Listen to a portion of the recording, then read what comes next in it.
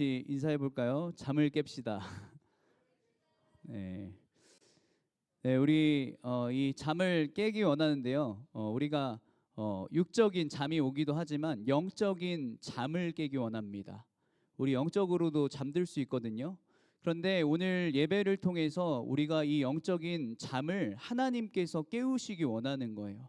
우리 하나님께서는 우리와 언약 관계를 맺으신 분이시죠. 예, 이 언약 관계를 맺었다는 것은 우리와 상관없는 분이 아니라 하나님이 우리의 아버지가 되시고 우리는 그의 자녀라는 거예요. 그래서 영적으로 이렇게 잠들어 있는 영혼들을 그냥 내버려 두지 않으세요. 예, 아버지는 어때요? 예, 깨워서 일어나라. 예, 추운 이 길바닥에 만약에 자녀가 이렇게 잠자고 있다면 어떨까요? 예, 제가 깨워가지고 주아야 일어나야 돼 이렇게 해서 주아를 데려가겠죠.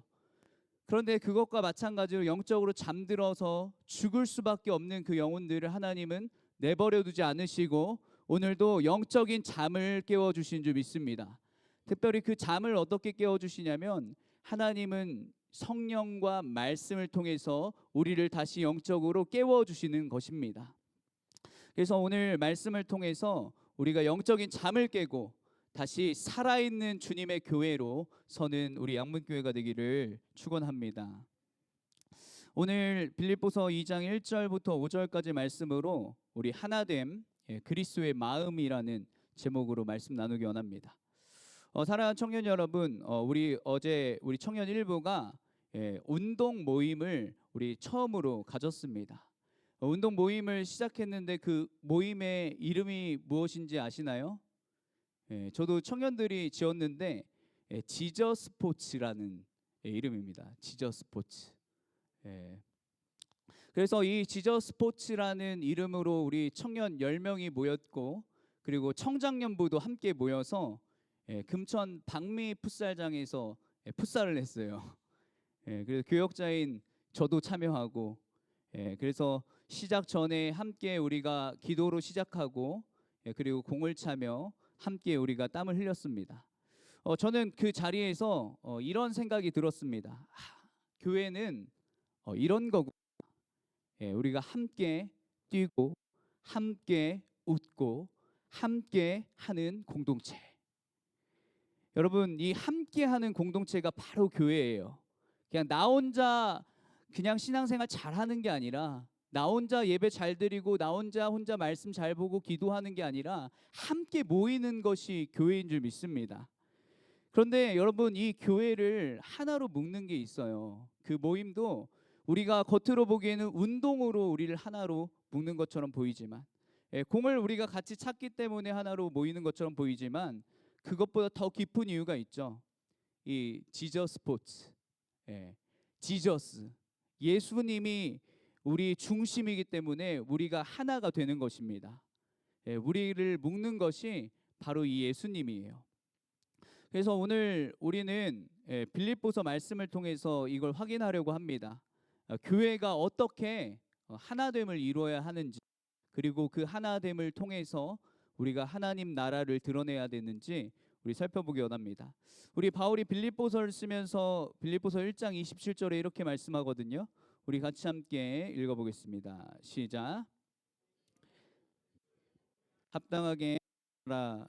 이는 내가 너희에게 가보나 떠나 있으나 너희가 한 마음으로 서서 한 뜻으로 복음의 신앙을 위하여 협력하는 것과 사도 바울이 이야기하죠. 그리스도 복음에 합당하게 생활하라. 여기서 이 생활이라는 말은요, 단순히 착하게 살라는 게 아니라 시민으로 살아가야 된다는 거예요. 이게 빌립보서 배경 아래에 이런 말이 나왔는데 그 당시 빌립보는 로마의 식민지였습니다. 그런데 그냥 식민지가 아니라 로마가 전략적으로 세운 이 작은 로마였어요.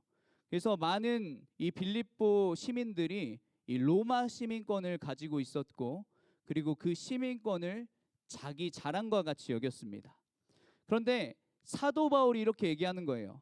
너희는 로마 시민일지 모르지만 궁극적으로 너희는 하나님 나라의 시민이다.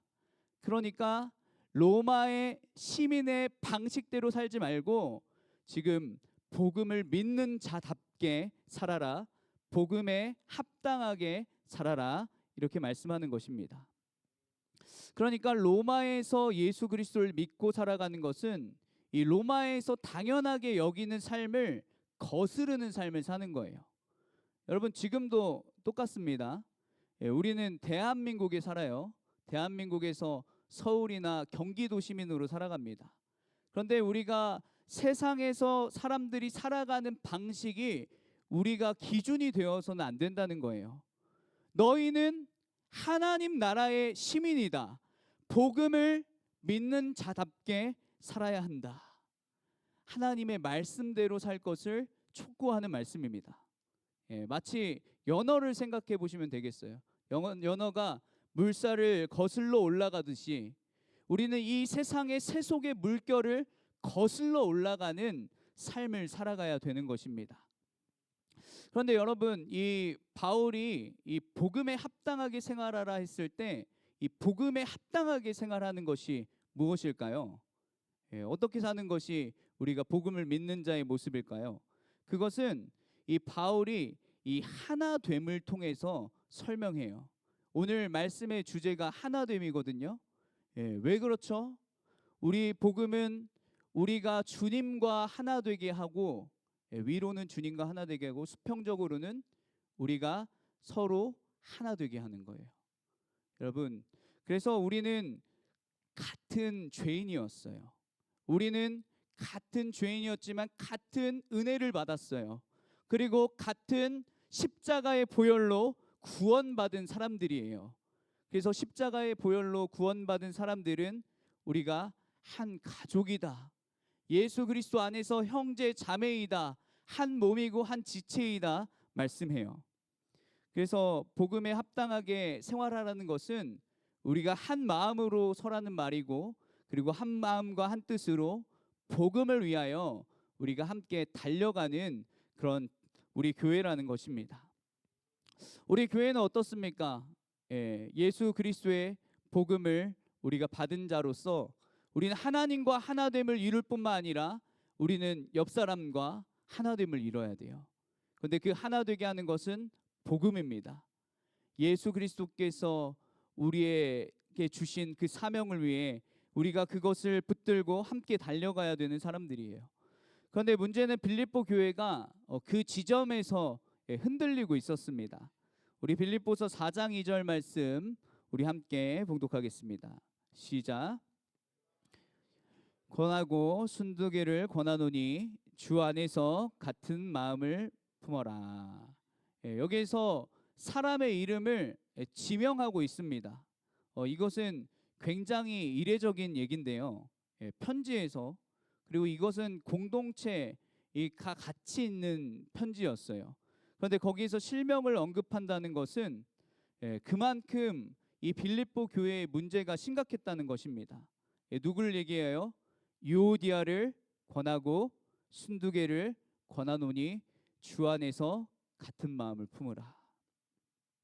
이 유오디아와 순두개는 교회 안에서 영향력 있는 지도자였습니다.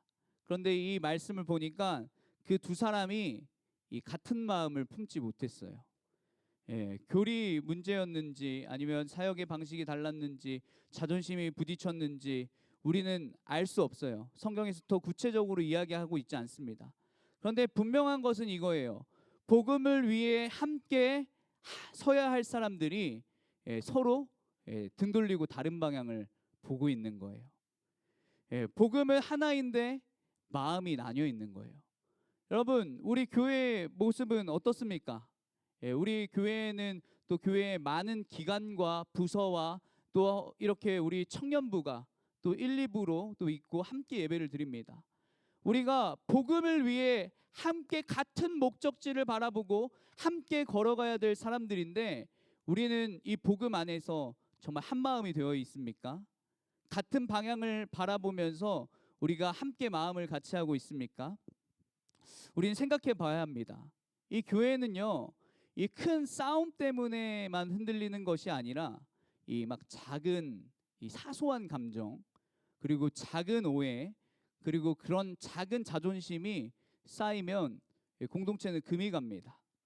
그리고 그 금은 결국 우리 이 교회의 하나됨을 깨뜨리게 됩니다. 그런데 바울은 말하죠. 내가 유오디아를 권하고 순두개를 권하노니 주 안에서 같은 마음을 품어라. 여기 중요한 말은 주 안에서입니다. 그냥 사이좋게 지내라는 것이 아니라, 성격을 맞추라는 것이 아니라, 주님 안에서, 우리가 그리스도 안에서 같은 마음을 품으라는 것입니다. 왜냐하면 이 교회의 연합의 중심은 사람이 아니에요. 제가 여기 청년 일부를 담당하고 또 여기 설교자로 서 있지만 이 교회의 중심은 사람이 아니에요. 우리 주님이십니다. 오직 예수 그리스도시고 그분의 말씀으로부터 나오는 이 생명의 말씀이 우리를 연합되게 하는 것입니다. 어제 풋살을 할 때도 마찬가지예요. 우리 청년 일부가 시작한 모임이 지저스 스포츠라고 했어요. 우리가 왜 그런 이름을 붙였는지 저는 듣지 못했지만 제가 해석해 보면 우리의 중심은 운동이 아니라 예수님입니다. 맞습니까? 우리 운동부장 찬비치 형제님? 네, 우리 중심이 운동 실력이었다면 누가 에이스냐, 그리고 누가 더 잘하냐, 이걸로 움직였다면 그 모임은 금방 깨질 거예요. 그러나 우리의 중심은 예수님 안에서 하나 되는 것이기 때문에 잘하든 못하든 그래서 서로 양보하고 땀 흘리면서 함께 할 수 있었습니다. 제가 풋살을 굉장히 오랜만에 했거든요. 거의 한 7년 8년 만에. 제가 잘 못했던 것 같아요. 막 갑자기 열심히 뛰는데 다리가 풀리더라고요. 마음은 이만큼인데, 그런데도 우리 같이 함께했던 청년부 지체들이 함께, 잘 못하지만 같이 패스해주고 함께 마음을 나누고 땀 흘리고 이렇게 해서 우리가 같은 마음을 가지고 같은 교제를 나눌 수 있었습니다. 빌립보서 2장 2절에도 사도 바울이 앞서서도 이렇게 이야기했습니다. 우리 빌립보서 2장 2절 같이 읽어볼까요? 시작. 같이 하여 같은 사랑을 가지고 뜻을 합하여 한 마음을 품어. 이 2장 2절에 네 가지 표현이 등장합니다. 마음을 같이 하고 같은 사랑을 가지고 뜻을 합하여 한 마음을 품어. 이 네 가지 표현은 서로 다른 걸 얘기하는 게 아니라 바울은 교회가 하나됨을 이루어야 된다라는 것을 강력하게 말하는 것입니다. 교회가 그리스도의 복음을 받아서 정말 그리스도의 복음으로 합당하게 살아가는 그 삶의 방식은 분열되고 나눠지는 게 아니라 복음 안에 같은 마음을 품고 같은 사랑을 가지고 뜻을 품고 하나 돼야 된다. 이게 바로 교회라는 것을 말씀하는 것입니다. 그래서 교회는요, 이 첫째도 한 마음, 둘째도 한 마음, 셋째도 한 마음이라는 거예요. 교회가 이 복음을 위해 한 마음을 품어 일심 공동체가 되어야 한다는 것입니다. 그런데 여러분, 문제는 무엇이냐면 우리가 이 중심이 항상 이 예수님으로만 유지되지 않는다는 거예요. 그리고 그렇게 되었을 때 이 공동체가 흔들리기 시작한다는 것입니다. 그래서 빌립보 교회도 마찬가지였죠. 처음 복음을 받았을 때는 하나됨을 이루었지만 시간이 지나자 점점 예수님이 중심이 되지 아니하고 사람이 중심이 되는 그런 교회가 된 것이죠. 그래서 바울은 이 교회의 하나됨을 무너뜨리는 장애물을 딱 두 가지로 얘기합니다.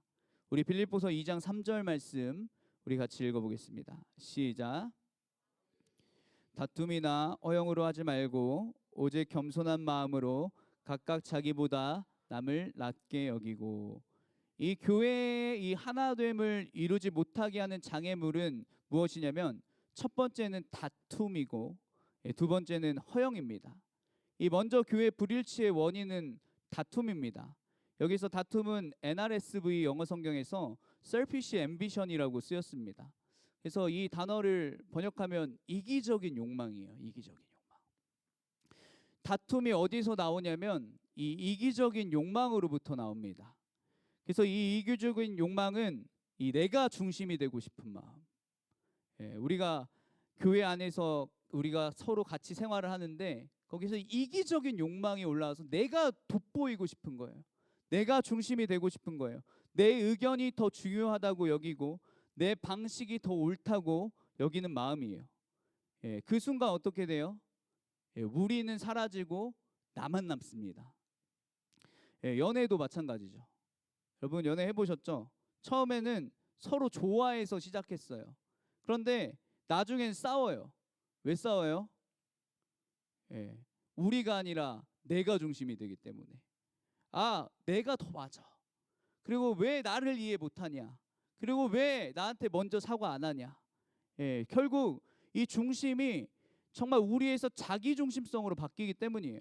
예, 가정도 똑같죠. 여러분 가정을 생각해 보세요. 사랑이 있는데 이 이기심이 그 가정을 차지하면 이 사랑이 금이 가기 시작해요. 예, 예전에 이런 프로그램이 있었어요. 사랑과 전쟁. 네, 사랑과 전쟁. 예, 사랑해서 결혼했는데 전쟁이 된대요. 왜요? 이 중심이 우리에서 나로 바뀌었기 때문에. 이 이기적인 욕망 때문에 전쟁터로 변해버립니다. 그래서 서로 다투고 싸우고 결국 그 프로그램 보면 끝이 갈라섬이에요. 하나 되지 못하고 분열되는 거죠. 또 그렇지 않은 경우라고 하더라도 가정 안에서 얼마나 많은 이 전쟁이 일어납니까? 이 가족 구성원들 간에 서로 이기적인 욕망 때문에 남편과 아내 그리고 부모와 자식 그리고 형제들 간에 우리가 막 소리 없는 침묵과 같은 전쟁이 일어나기도 하고 말도 안 해요. 서로 상관없이 살아가요. 가정 안에서도. 그리고 이게 밖으로 표출되면 소리치고 막 싸우고 막 끊임없는 전쟁과 같은 일이 일어납니다. 여러분 교회라고 다를까요?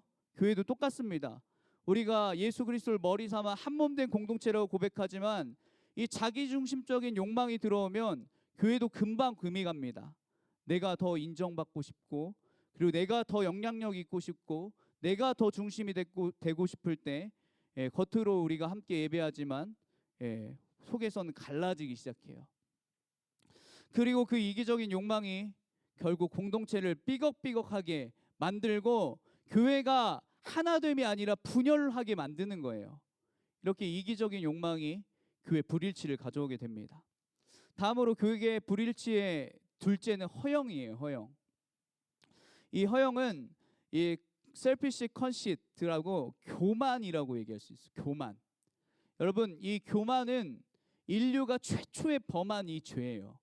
이 자기를 높이는 마음. 그리고 자기를 높이고 동시에 다른 사람을 더 낮게 여기는 마음. 겉으로는 겸손해 보일 수도 있어요. 그런데 속으로는 비교하는 거예요. 그리고 세상의 기준에 따라서 서열을 매겨요. 여러분 빌립보 교회는 식민지였습니다. 그 교회는 철저하게 그 시대는 계급 사회였어요.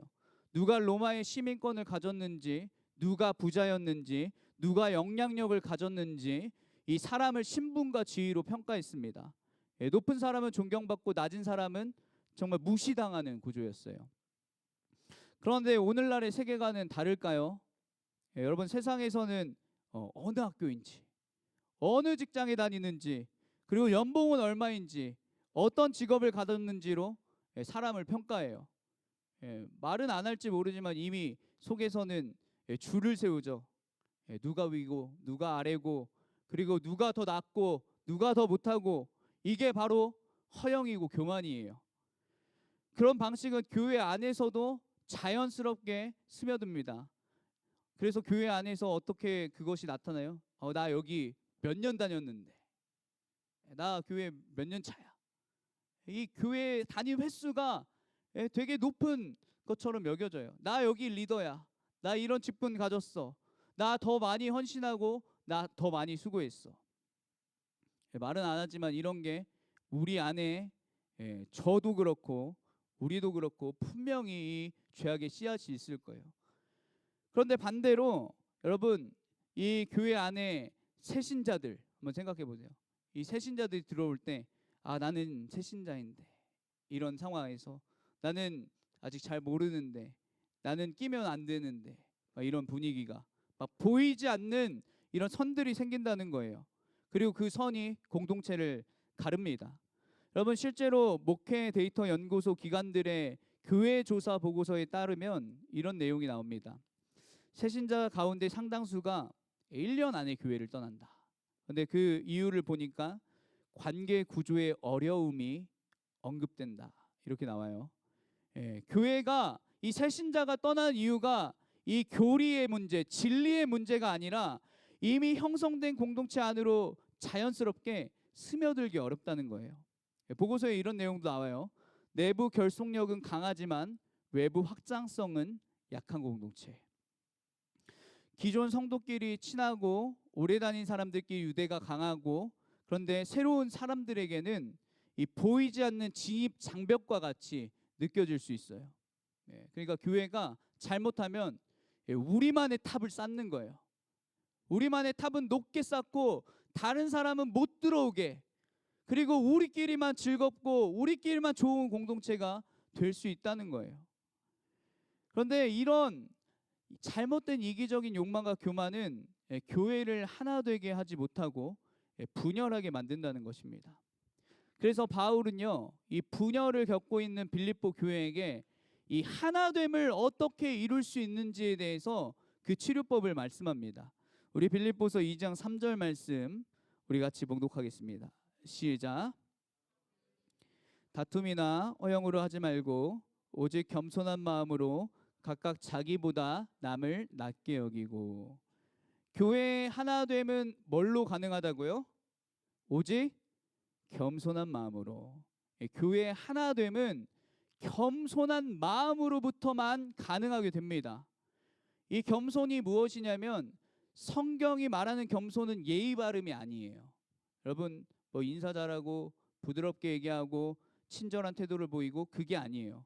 성경이 말하는 겸손은 겸손한 마음으로 각각 자기보다 남을 낮게 여기고, 나를 기준을 삼지 않고 나를 중심에 두지 않고 상대를 존중하는 태도입니다. 그런데 이것이 말처럼 쉽지 않아요. 구원받은 그리스도인이라고 하더라도 우리의 마음에는 여전히 교만이라는 왕관이 딱 자리 잡고 있습니다.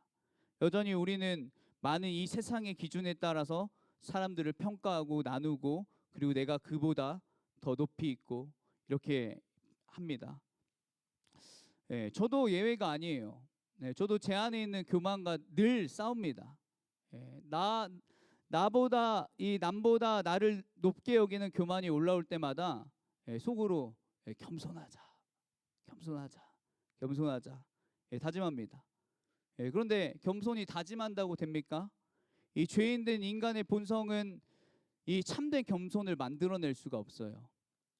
그렇다면 이렇게 교만한 우리가 나보다 남을 낮게 여기는 이 겸손을 어떻게 가질 수 있을까요? 들려드릴 이야기가 있습니다.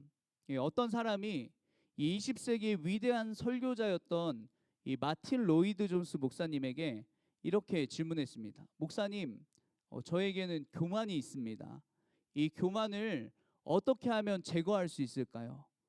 근데 로이드 존스 목사님이 그 말을 듣고 이렇게 대답했어요. 저는 교만을 없앨 수 있는 방법이나 기술을 알지 못합니다. 당신에게 무릎 꿇고 기도하라고도 말할 수 없습니다. 왜냐하면 무릎 꿇고 기도하면 기도할 것을 자랑하기 때문입니다.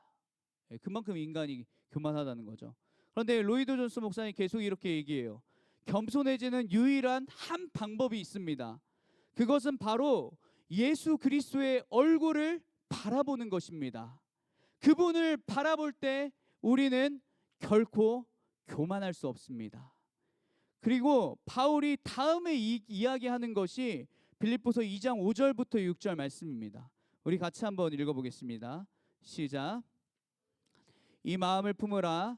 곧 그리스도 예수의 마음이니 그는 근본 하나님의 본체시나 하나님과 동등됨을 취할 것으로 여기지 아니하시고. 이 겸손하라고 말한 바울은 우리를 갑자기 예수 그리스도께 데려갑니다. 예수 그리스도를 주목하라고 얘기합니다. 왜요? 이 겸손을 우리가 알 수 있는 것은 그 예수님을 바라볼 때 가능하기 때문이에요.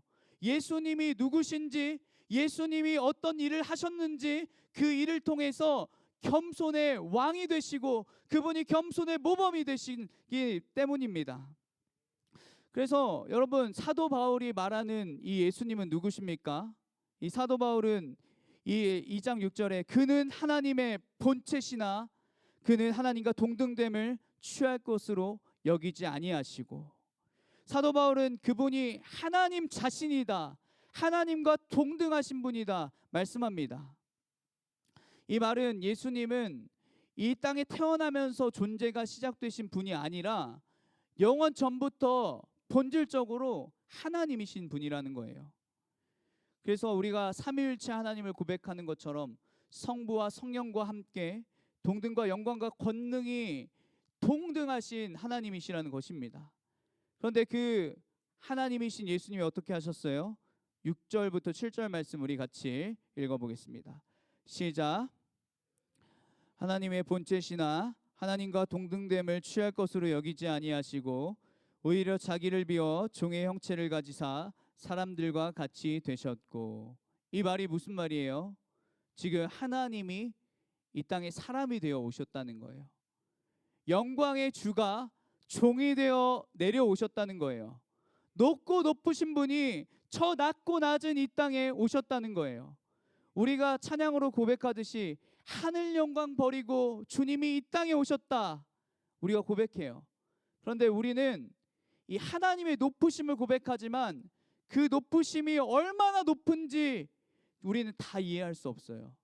여러분, 하나님의 그 높으심을 우리가 측량할 수 있습니까? 하늘보다 더 높으신 주님의 사랑이라고 하는데 우리가 하늘까지는 알아도 하늘보다 더 높은 주님의 사랑을 알 수 있어요? 그런데 이 하나님이 사람이 되셨다는 이 낮아지심은 우리가 어떻게 다 이해할 수 있습니까?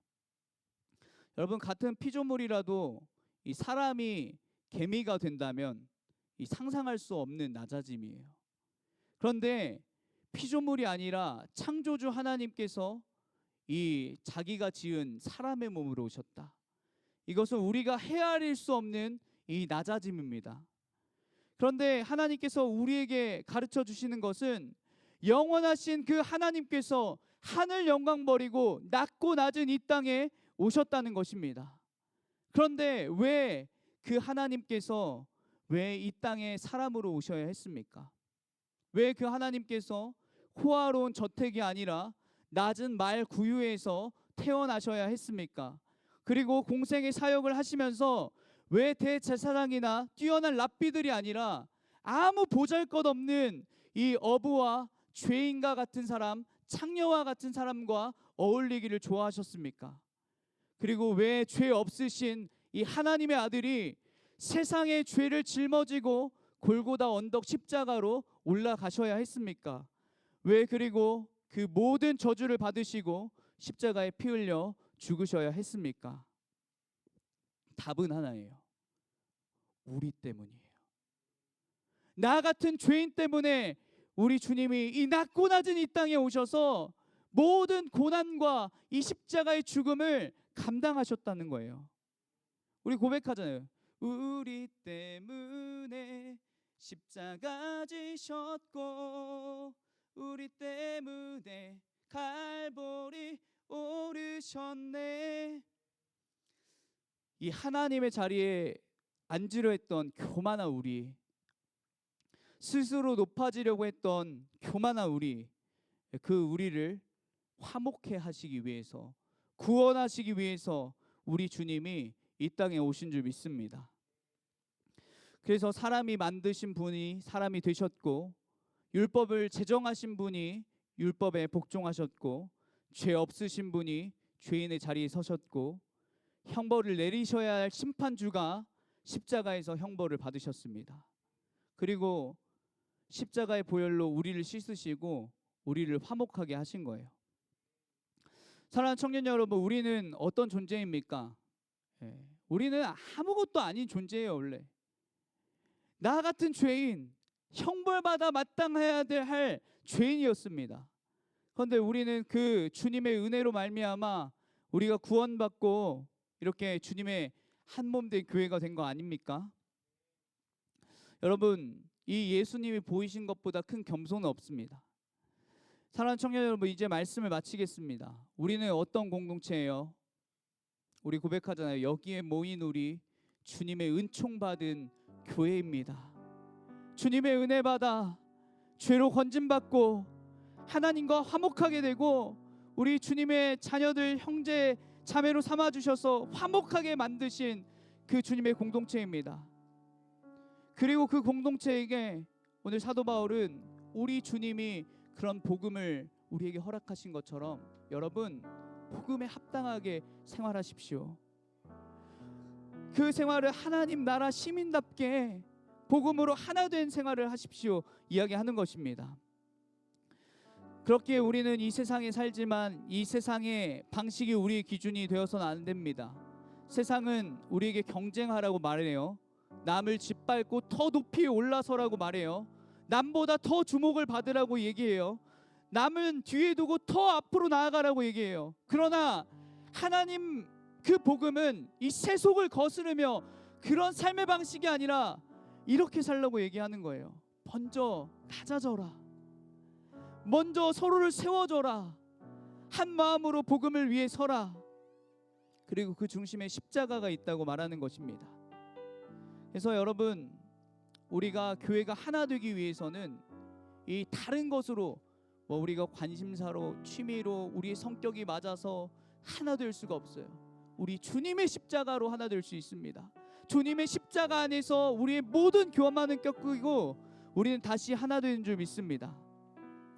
그래서 사랑하는 청년 여러분, 우리가 복음에 합당한 삶, 하나 되는 그런 청년부가 되기 원합니다. 십자가를 품고 나 같은 죄인을 사랑하신 주님의 사랑으로 우리 서로를 사랑할 수 있는, 나보다 남을 낮게 여기는 그런 하나됨을 이뤄가는 공동체 되기를 예수님의 이름으로 축원합니다.